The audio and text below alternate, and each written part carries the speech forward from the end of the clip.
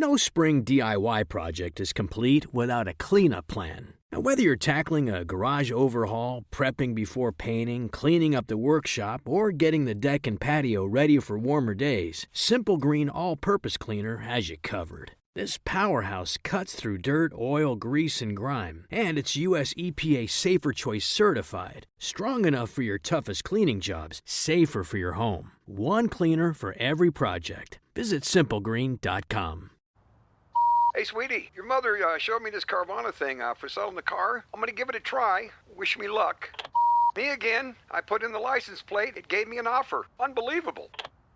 Okay, I accepted the offer. They're picking it up Tuesday from the driveway. I haven't even left my chair. It's done. The car is gone. I'm holding a check. Anyway, Carvana, give it a whirl. Love ya. So good, you'll want to leave a voicemail about it. Sell your car today on Carvana. Pickup fees may apply. He's a retired FBI sniper. He was on scene at Waco, the siege at Waco, the Oklahoma City bombing where his wife was there. Fortunately, she survived. He was even assigned to the 9/11 World Trade Center terrorism attack. He's here to talk about all that and more on the Law Enforcement Talk Radio Show. Welcome to the Law Enforcement Talk Radio Show. In the Law Enforcement Talk Radio Show, we are joined by special guests talking about their experiences, the realities of investigating crimes, plus those who have experienced horrendous trauma. Police, first responders, military, and victims of crime share their stories. Hi, I'm John J. Wiley. In addition to being a broadcaster, I'm also a retired police sergeant. Be sure to check out our website, letradio.com, and also like us on Facebook. Search for the Law Enforcement Talk Radio Show. You can find us on Facebook. Look for and like the Law Enforcement Talk Radio Show Facebook page. Joining us from Oklahoma, we have Barry Black on the Law Enforcement Talk Radio Show. Barry is a retired FBI sniper, bomb technician. He started his career as an accountant, which we'll talk about in a few moments. He's author of the book, Hazardous Devices, Memoir of an FBI Bomb Technician, Accountant, and Sniper. And his website is barryblackokc.com. That's barryblackokc.com. Barry, thanks for your service, A, and B, thanks for being a guest on the Law Enforcement Talk Radio Show and talking about it. Oh, it's my pleasure. Thanks for having me on. And by the way, Barry was diagnosed with cancer as a result of his deployment to the World Trade Center, which we'll talk about a little bit later on. I know this. I looked at the FBI, and I was not qualified for the FBI because I didn't have a college degree. I wasn't a military veteran, and I didn't have accounting or back then computer skills or language skills. How did you make the jump from accountant to a bomb technician and FBI sniper? That seems like a bit of a reach. It was an odd ride for sure, and really the accounting background was just means to an end. I never really wanted to be an accountant, but I did want to be an FBI agent since I was a little kid. And speaking with the recruiter very early on in college, I was told, hey, we're not hiring engineers, which is what I was studying. She told me we're hiring accountants and lawyers. Law school was 3 more years of school, and back then they had an accounting test. So if I got an accounting degree, could have passed the FBI accounting test, they would waive this requirement for 3 years of practical work experience so I could get in really much sooner, and it got me in at the age of 24. So the thing is that a lot of people don't realize back then, and now it's language, computer skills, a lot of other things, but that sort of stuff would get you in the door. Why was accounting such a big deal? Well, I got in 1988, and in the 80s, you may remember there was the oil bust. Oil dropped. You know, the market's very volatile right now, but there were so many banks in the Southwest, particularly in oil country, that made some really bad decisions in their loan making. So there were bank failures and a lot of bankruptcy fraud. So the FBI is pretty dynamic in its hiring. They realized they were going to need some people with accounting backgrounds. So they put out that specialty request, and a lot of people in my class were in fact accountants. There's a big difference between being a sniper and being a number cruncher. There is, yes, I'll agree. I'll agree. Although numbers and sniping plays into it. I was never a sniper. I was just street cop, and that's a skill set I really don't know much about. But you wanted to go, was the show FBI part of your influence of why you wanted to go in there? Oh, absolutely. The show itself, FBI and, the Untouchables and all those things that young kids watch were incredibly instrumental. And I actually had a little league coach that was an FBI agent, and he was a great role model and mentor. And I hammered him with questions all through middle school and high school till he eventually handed me off to the recruiter. So I had a lot of help along the way. Is it like policing? I've gotten to the point where I rarely ever watch American-made police dramas because they're so far from the truth. They're not even remotely close. The FBI ones, are they just as distant?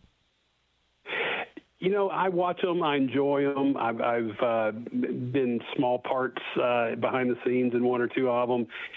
A lot of it is factual, but they have to jam so much into a 60-minute episode. Obviously, there are some kind of Hollywood liberties taken, but they do make a good story.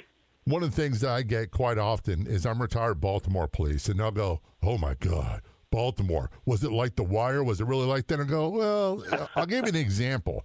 That one of the characters in The Wire, I could see elements of 6 or 7 police I knew in that one character. What they'll do is they'll take all these elements from different people and combine them in one because of time constraints.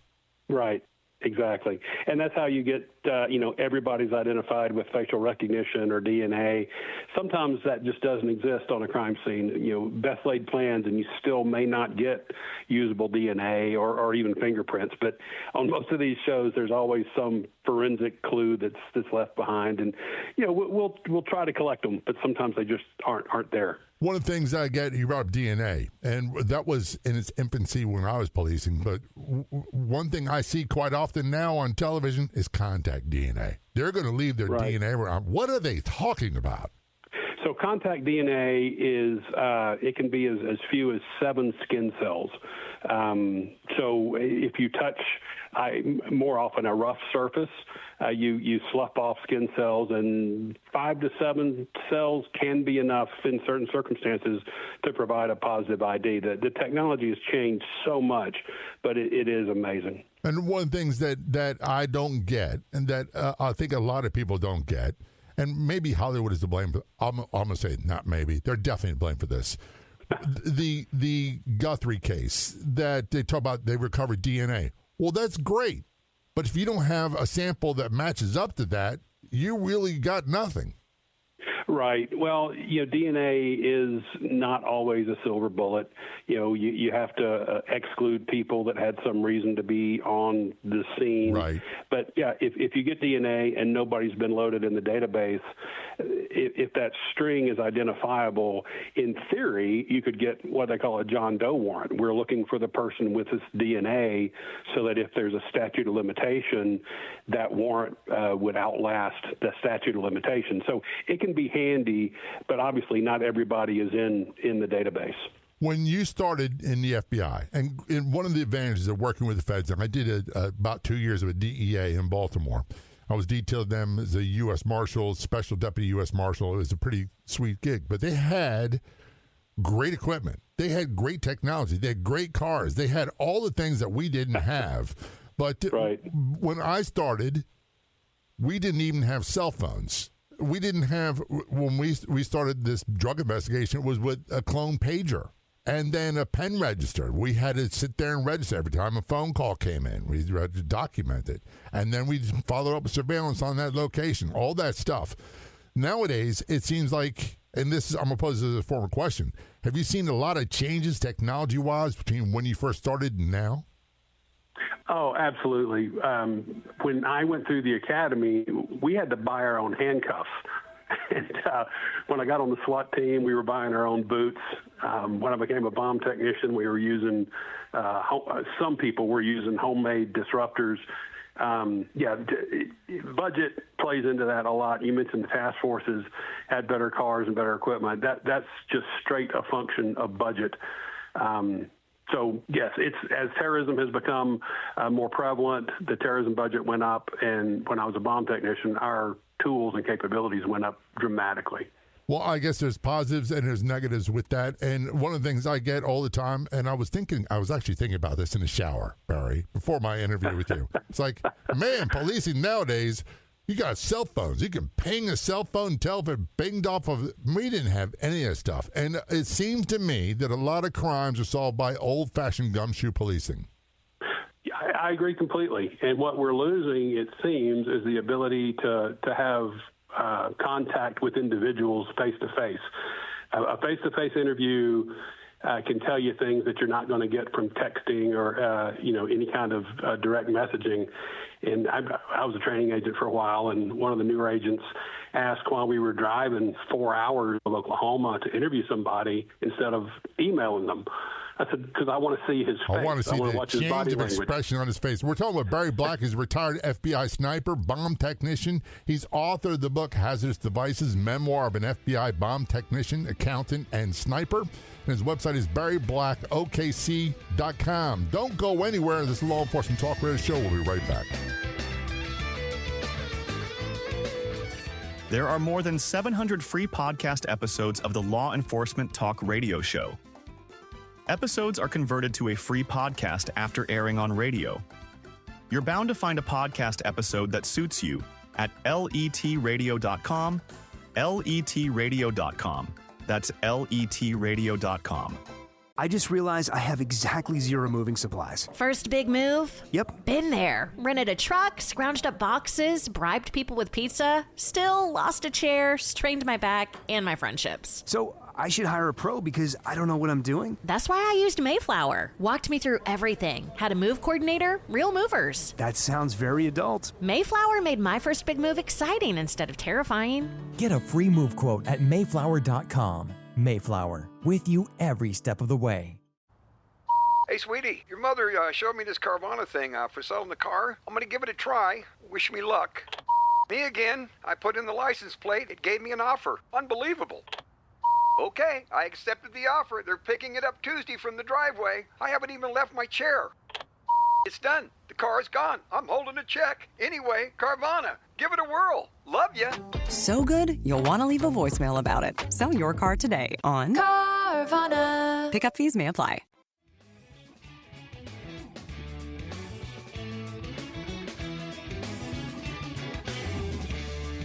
Joining us from Oklahoma, we have Barry Black. He's retired FBI. I love the saying of that. Retired FBI. Bomb technician, sniper, accountant. He's also an author of the book called Hazardous Devices, Memoir of an FBI Bomb Technician, Accountant, and Sniper. His website is barryblackokc.com. That's barryblackokc.com. During your career in the FBI, Barry, we talked about how you got started as an accountant and why you did that. But you wound up being assigned to Waco. And I remember watching videos. I cannot watch those videos of the ATF and other people on the roof and exchanging gunfire with. I can't to this day stomach that stuff. It brings up parts of me that I don't like. Yeah, it was difficult. It had never happened before. Obviously, there was that initial raid. It did not go well. There were 4 of their agents killed, and, of course, some of the Davidians were killed. But there was basically a ceasefire called, and President Clinton was new. The AG, Janet Reno, was new. And they basically said for the FBI to get involved and resolve it, and that's how the FBI got involved at all. But you were there during the whole thing, or just it came in towards the end of it? Yes. So that after the raid, I was unpacking from my honeymoon, and we had pagers by then. The pager went off with a SWAT rally, and my wife said, "How is this going to work?" I said, "I'm going to pack for 3 days. This will be over in about 3 days." And, of course, it lasted for 51. So I was wrong on my first deployment. Yeah, you were slightly off by a little bit. She hasn't forgiven me for that either. Well, and by the way, they have long memories. And here, I'll say this about police wives. And I use the term police. That includes federal agents as well. No matter, and I was married to a woman that she didn't sign up for this stuff, and the marriage failed. My wife now, she's phenomenal. We've been married we've been together about 30 years. But no matter where I was in a rank structure, this person always outranked me. If I was a sergeant, they're a lieutenant. If I'm a lieutenant, they're a captain. Well, the families of law enforcement and the military, as you're right, they didn't sign up for it, but they're an integral part through support while you're away, when you get home, and you've seen some horrible things. I know I have, and you can't come home and just unload that on your family. So they're a huge support. It's not fair to them, and I never wanted to have them worry about me, and they still did anyway. But when you were being deployed to Waco, were you jacked up and excited about this? Well, it was just part of the job. I had been on the SWAT team, and the subset of the SWAT team was the sniper team. Back from TV shows, that's kind of what I wanted to do, and I was fortunate to get to do it. So when we were deployed, it was going to be in support of the FBI office in Waco, and other teams would be coming in as mutual aid. But we had no idea that this was going to be this unprecedented historic event. It was just another SWAT call out at the time. And I from memory, if my memory is correct, and it's often not at this ripe old age, this thing went on a lot longer than most do. We had situations, we did raids, they were done early in the morning, usually, when people were asleep, and if we thought there's a chance of violence, we'd have a SWAT team, or we would call it QRT. They would do the room entry, but they would handle it, and we would cut off water if we need to, cut off electricity, all that stuff from Jump Street. All of that was done. This was, if you'll remember, you said you saw it on television. It was an enormous compound on the flat plains of Texas. There was no good way to access even the compound itself. They could see you coming no matter what you did. Oh, there was a watchtower in the middle of that compound, and we were told that they had 50 caliber weapons. Yeah, it was a bad situation. So we borrowed some armor from Fort Hood and walked down this long country road on the safe side of that armor. Got to our initial positions, and everybody was hopeful negotiations would work out. So we held there as the negotiations kind of ebbed and flowed, and it turned into that 51-day standoff. One of the things and I had some guests on a long time ago, and they talked about they were at Waco for the raid. They were at ATF, and one of the things that they said was this guy, David Koresh, could have been arrested any time in town. He went in town frequently. Yes, and I won't armchair quarterback the decision of that initial raid by the other agency. We inherited that situation where there had already been a pretty fierce firefight, deaths. It was a bad situation. Decisions made before we got there, really, I hate to even comment on. I agree with you. And one of the things I tell people all the time, and trust me, I love police. And that includes federal agents, state troopers, deputies, you name it. I love them. However, when you get the so-called tactical, and I'm air quoting, tactical experts, they say, if I was there, I'd have done this. And I go, you weren't there, so shut your pie hole. Yeah, it's difficult. Hindsight is always perfect. Things don't always go well in tactical situations, but I would never assume to back kind of armchair quarterback those decisions, but it did not go well. And, the ferocity of fire they took, I was briefed by one of their SRT, their special response team, and he had taken a shotgun blast from an upper story window. It was a pretty dramatic brief-in, and we expected some problems, but had no way to know it would last 51 days. And you packed for 3 days. So, yeah. Listen, I'm not even going to go into details, but you had to make a run to the store to get change of underwear. Sure. Well, and I mentioned I just gotten married, and back in the day, our wedding photos were on 35-millimeter film. So that wedding photographer was pressing my new wife to get his proofs back. So my sniper partner, his wife, drove my new bride to Waco with the photos so we could pick our wedding pictures and some other gear. Listen. Barry, one of the things that I can only assume this is the case with feds. With police, they're long on memories and they're quick to give people nicknames and they tease each other relentlessly. I could see being an active sniper and having your wife show up with wedding photos. Did you catch any flack from that? We were on 12-hour shifts with an hour brief and debrief on each end. When we got done, everybody just tried to get some sleep. There wasn't a lot of time for joking around. It was a crisis situation. It was a bad situation all in all. The team was great. We were all good friends, and it was just once it turned into that protracted situation, it was just do your shift, try to get some sleep, and then show back up and do your shift again. Before we go to break, I've got to ask you one quick question. And one of the things I get quite often from police is like, well, you ever in a shooting? And I'm like, yeah, I was in 4 of them in a little more than 10 years. And I'm like, you've got to be kidding me. I don't go into a lot of details. But did you encounter agents to go, man, you've been through a ton? Yes, in 31 years with some pretty major events, historic events. My career was not unique. Even my buddies tell me that. It was a strange ride, and I got to do a lot of kind of unusual things with some amazing people. We're talking with Barry Black. He's a retired FBI sniper and bomb technician. He's an accountant turned FBI sniper and bomb technician, which we will return to in a few moments. And wrapping up a conversation about being at Waco, the siege at Waco. He was also at the Oklahoma City bombing. His wife worked at the building where the bombing took place. He was at the World Trade Center. He got cancer from the World Trade Center. One of his partners was killed. We'll talk about that. He's the author of the book, Hazardous Devices, Memoir of an FBI Bomb Technician, Accountant, and Sniper. And his website is barryblackokc.com. It's barryblackokc.com. This is Law Enforcement Talk Radio Show. We're going to take a short break. We'll be right back. Of all the radio stations in the United States, there are no other shows like the Law Enforcement Talk Radio Show. And on Facebook, there's only one official page. Do a search on Facebook for the Law Enforcement Talk Radio Show. And be sure to like the Law Enforcement Talk Radio Show Facebook page.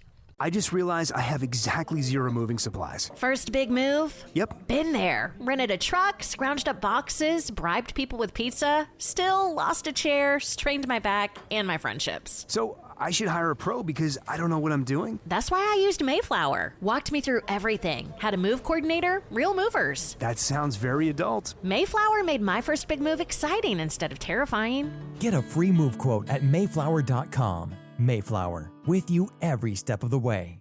When people turn to healthcare for weight loss, they're looking for real support. That's why more people are choosing OrderlyMeds.com.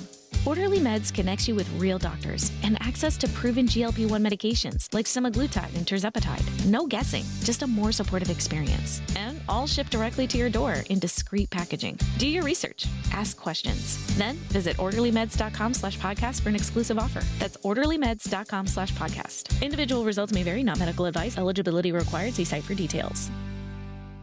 When people turn to telehealth for weight loss, they're looking for real support. That's why more people are choosing OrderlyMeds.com. Orderly Meds connects you with real doctors and access to proven GLP-1 medications like semaglutide and tirzepatide. No guessing, just a more supportive experience, and all shipped directly to your door in discreet packaging. Do your research, ask questions, then visit OrderlyMeds.com/podcast for an exclusive offer. That's OrderlyMeds.com/podcast. Individual results may vary, not medical advice. Eligibility required. See site for details.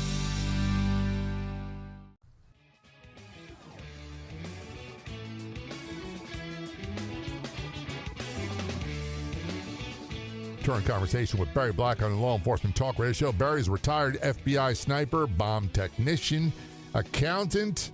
He's also authored the book Hazardous Devices, Memoir of an FBI Bomb Technician, Accountant, and Sniper. And his website is barryblackokc.com. That's barryblackokc.com. I think the OKC is for Oklahoma City. Am I correct? Correct. Oklahoma City. So, by the way, Oklahoma City is also, I remember watching video of the Edward R. Murrow building, the bombing? Yeah, Alfred Murrah Federal Building, yes. Alfred Murrah. Yep. And by the way, Timothy McVeigh, who's one of the main players in this, he was caught on a routine traffic stop several hours later. And that's constantly, I bring that up because people are constantly saying, oh, routine traffic stops or minor traffic stops, we need to get rid of those things. And I'm telling you, that's when that old gumshoe police work that can pay off big time. Absolutely. So McVeigh had detonated the bomb in front of the Alfred P. Murrah Federal Building, driven northbound on I-35, and this was a huge blast. It registered 3.2 on the Richter scale, still the largest act of domestic terrorism in the country. But Oklahoma Highway Patrol Trooper Charlie Hanger, he was driving south to come help in Oklahoma City, but his dispatch, of course, they still have policing responsibilities in other parts of the state, being the highway patrol. So he was told to turn back around and go to his patrol zone. As he was making that U-turn in the median, McVeigh passed him in this old yellow Mercury, but the Mercury didn't have a license plate. So Trooper Hanger pulled him over for failure to display a license plate. And when McVeigh got out, Charlie realized he had a gun under his jacket. So in classic OHP fashion, McVeigh said, "Hey, I've got a gun and mine's loaded." Charlie put his gun to McVeigh's head and said, "So's mine," and arrested him for failure to display a plate and having that weapon, which was illegal back then. He didn't know he had just bombed the Murrah building. So he was sitting in a county jail. We ended up doing an offline NCIC search for McVeigh by name, realized he was still sitting in jail about 90 miles north. I had the air assets at the time, and we got a helicopter. I flew up, landed on the highway to seize the car, and then my partner and other agents flew on ahead and took federal custody of McVeigh. And by the way, the term where he said, my gun's loaded too, that was what we call verbal judo. And Baltimore police were notorious for that. Well, I saw Charlie at a law enforcement society meeting day before yesterday. He's a quiet, unassuming guy. He's a great man. He's retired now as well. But, yeah, what a great guy. Well, next time you see him, tell him I said thank you. Because I don't think he knew, and we're not here to tell his story, but I don't think he knew who he had and what he did. Oh, no idea. And that's he had the no magic idea. of it. So when this Oklahoma City bombing, first of all, as an American, I never thought that would happen here. That only happened overseas. And when I saw that on television, I was shocked. Well, it had never happened before. Of course, there was the first World Trade Center attack, which was a big device. It was 1,200 pounds inside a garage. This was about 5,000 pounds parked outside on a city street, destroyed. The Murrah building was completely destroyed, and it damaged another 300 buildings. The size and magnitude of this blast was really unbelievable. And was your wife working at the time? So we got married just before Waco. She was a federal probation officer. That's how we met. So, yes, she was the government cars, the G-Rides we call them, were in the garage of the Murrah building along with her personal car. And she worked in the building across the street, but had gone to the garage in the Murrah building, gotten her government car, left the west garage, drove right past the bomb on the north side of the building, made it a couple blocks away at the time of detonation, and she thought she had fallen into some giant construction hole on the highway that overpressure had pushed her vehicle, but she missed it by 2 minutes. Did she realize how close she came? Well, she didn't know immediately what had happened. Of course, there weren't cell phones then, but once it became obvious, yes. So her office was closed, obviously, and I was one of 2 FBI bomb technicians, so I really couldn't, say I'm not coming to work. So that was a difficult time, just on a personal level, is you have that pull to be home with your spouse, who, by the grace of God, is still here. Right. But there's only 2 of us in the state, and there's a job to do. Plus, we knew other people that were killed in the building. It was a very difficult time. One of the things that I can relate to is, and I didn't do anything to that level, trust me, but there's no saying no. When the bosses said you could do something, it didn't matter if there's 500 in the state. You didn't say no, ever. Well, and as you know, as a first responder, most of us and our military partners are kind of type A people anyway. And, it gets to a point where as a leader, as a manager, you have to send your people home just to get some sleep. But there were, I believe there's a total of about 1,400 people worked just that investigation for nearly 900 days. It was an unbelievable effort. And if my memory's correct, and it's quite often not, they were the linchpin in solving the case was the rear axle from the truck. Right. So there was a huge piece of twisted metal blown about a city block away, and a reserve deputy sheriff called me and my bomb tech partner, Jim Norman, over. He spit on his finger, wiped away some grease, and revealed a CVIN, a confidential vehicle identification number. Jim and I both wrote it down. We called it out to make sure there were no errors. And we still didn't have cell phones at the time, so Jim tore off his little paper from the tiny government memo pad we all had, gave it to a runner, and took that to the command post. And then they were starting to run the CVIN, which led to Ford Motor. Ford said that it was a truck built for Ryder Rental Company. Ryder said it was assigned to a place in Junction City, Kansas called Elliott's Body Shop. So we flooded that place with our state and local partners and FBI agents, got a sketch artist up there because there was not digital photography back then. Right. And got sketches of John Doe 1 and John Doe 2. Got about, nearly 16,000 leads from those sketches.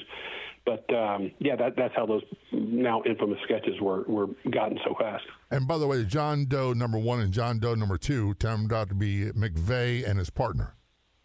Well, John Doe 1 was McVeigh. John Doe 2 was a mystery, and the reason for so many conspiracy theories, but we fully identified him as another soldier who was at Fort Riley. He had been to Elliott's Body Shop, but just on a different day. The composite was perfect of both of them, actually, the sketch, but the people that gave us their recollection had just sort of misremembered what day John Doe 2 was there. Gotcha. But we spent about 8,000 hours identifying that man. One of the things that amazes me, and I would love for you to touch base on this, so many crimes of this magnitude are not solved because the evidence. Listen, I talked to my wife the other day, and we talked. There's a famous quote that I love. You go to war with the army you have. You build a case with the evidence that's presented. You can't create evidence. There's certain things about that case that if they were not there, it would be a lot harder to prove.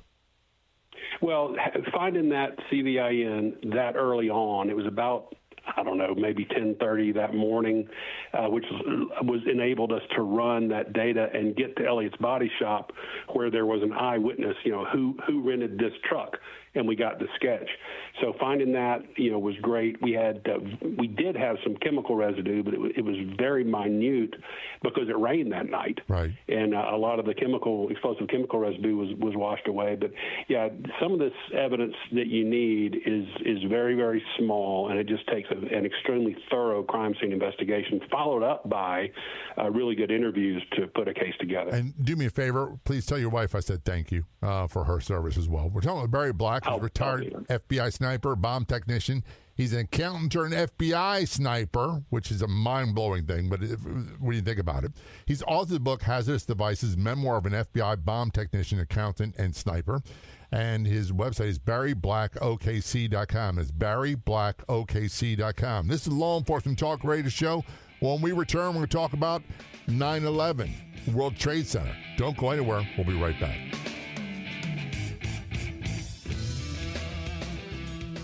If you want to be a guest on the Law Enforcement Talk Radio Show, simply contact us. It couldn't be easier. You can send us a message on Facebook. Look for and like the Law Enforcement Talk Radio Show page, or email jay@letradio.com. That's JAY@letradio.com. When you work with your hands, you need tools you can count on. The same goes for cleaning. Simple Green All-Purpose Cleaner delivers professional strength cleaning to tackle grease, grime, and job site messes, so you can focus on getting the work done right. For contractors and painters, to plumbers, installers, and maintenance crews, Simple Green helps pros like us clean smarter without harsh chemicals. You handle the job, we'll clean up the mess. Visit simplegreen.com/professional. When people turn to healthcare for weight loss, they're looking for real support. That's why more people are choosing orderlymeds.com. Orderly Meds connects you with real doctors and access to proven GLP-1 medications like semaglutide and tirzepatide. No guessing, just a more supportive experience. And all shipped directly to your door in discreet packaging. Do your research. Ask questions. Then visit orderlymeds.com/podcast for an exclusive offer. That's orderlymeds.com/podcast. Individual results may vary, not medical advice. Eligibility required. See site for details. Are you trying to get weight loss support through telehealth, but it feels overwhelming and rushed? Check out orderlymeds.com now. Orderlymeds.com was built to be different. Here, you connect with real doctors who take the time to understand your goals, review your eligibility, and guide you through a plan that's right for you. Orderly Meds provides access to proven GLP-1 medications like semaglutide and tirzepatide, including both name brand options and personalized compound versions when appropriate. So you have choices backed by clinical oversight, not guesswork. It's a simpler, more supportive telehealth experience designed around people who want clarity, care, and confidence in their weight loss journey. And your medication is delivered directly to your home in discreet packaging, so your experience stays private from start to finish. Do your research, ask the right questions, then visit orderlymeds.com/podcast for an exclusive offer. Again, that's orderlymeds.com/podcast. Individual results may vary, not medical advice. Eligibility required. See site for details.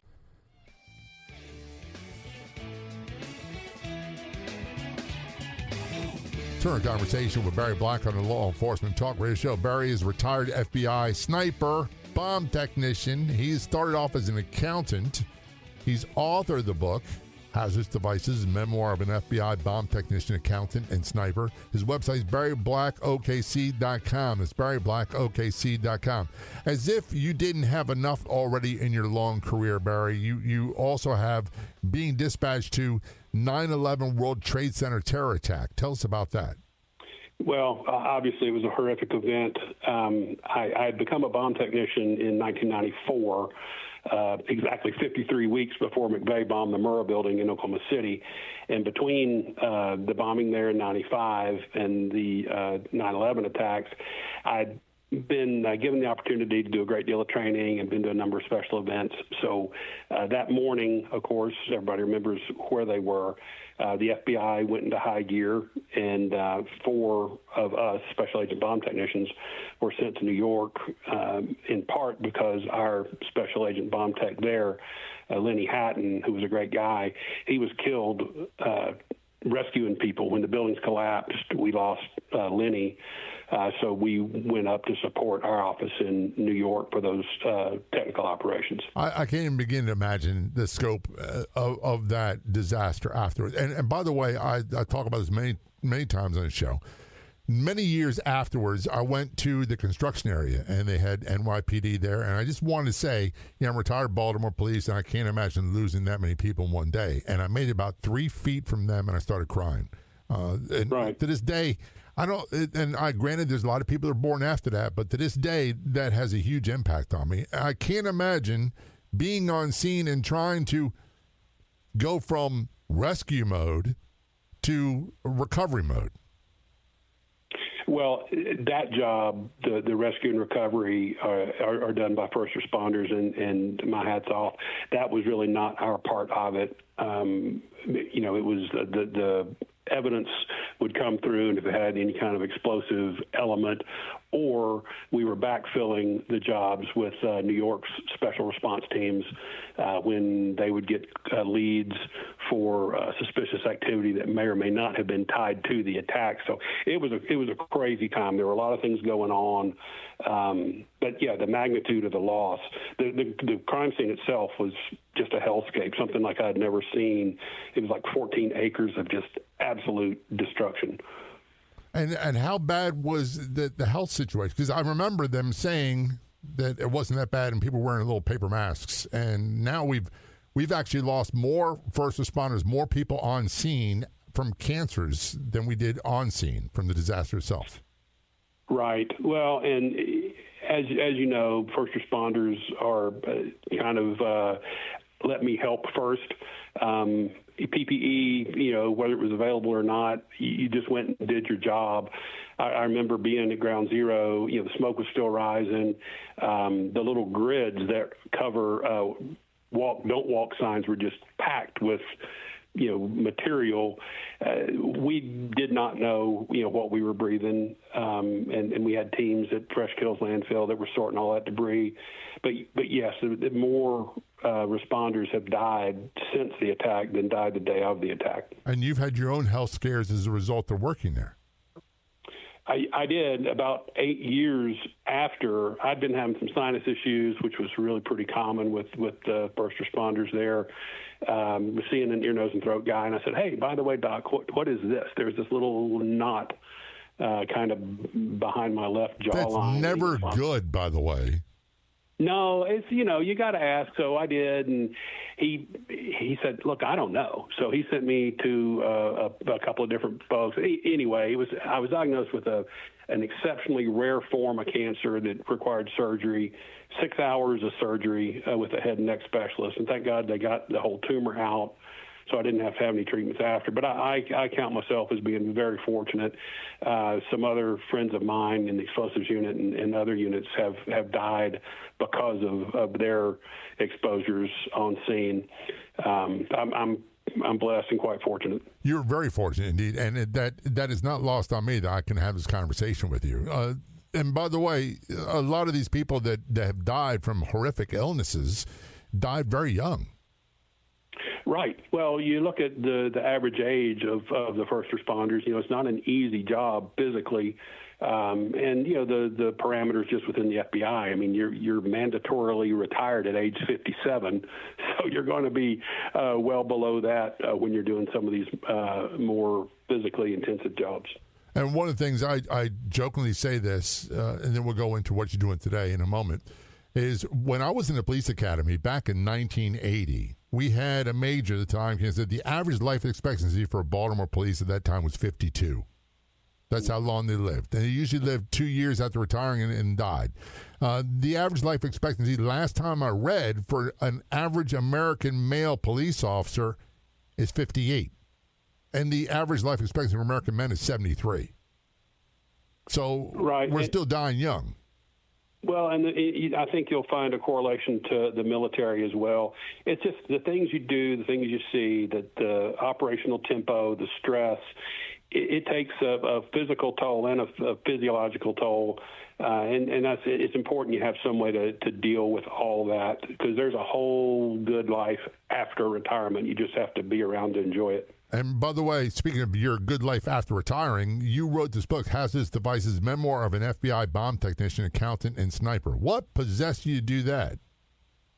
Well, a good friend of mine, when I was a little boy, she knew I wanted to be in the FBI. So when I got my letter to Quantico, she knew me well enough. She said, "You're going to forget all the cool stuff. Start writing it down." So I did. I just kind of, when I was flying from Kathmandu or Mogadishu or Tashkent, some of these crazy places, I would just jot down on the back of a napkin or something what we did, what we saw, what we ate while we were there. And in retirement, I had a lot of free time, so I strung those stories together, really for my son or his kids one day.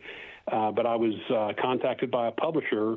I teach at a university now. I was contacted by a publisher to write a forensic science textbook.